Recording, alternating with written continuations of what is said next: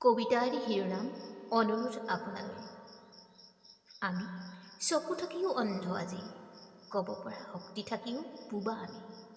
মনৰ ভিতৰত ধুমুহা বলিলেও অন্যায় অসত্য স্বেচ্ছাচাৰী ৰাজত্ব দেখিও আমি আজি অন্ধ জীৱনৰ মায়াত।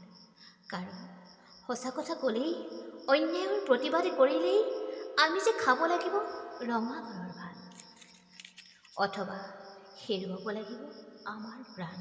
মই জানো আপুনিও দেখিছে, আপুনিও ভাবে, আপোনাৰো খং উঠে।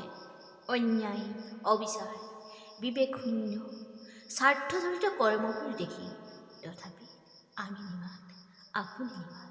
কিন্তু কেতিয়া মাত মাতিব? যেতিয়া আপুনি অথবা আপোনাৰ পৰিয়াল ভুক্তভোগী হ'লে, কিন্তু বহুত পলম হৈ যাব।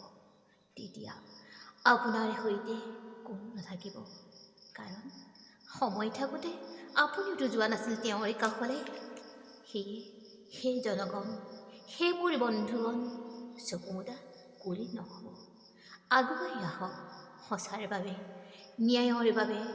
নহ'লে যে আমি এদিন কান্দিব লাগিব নিজৰ বাবে, অস্তিত্বৰ বাবে আৰু ন্যায়ৰ বাবে। এয়াই আহ্বান আৰু অনুৰোধ আপোনালৈও। ধন্যবাদ।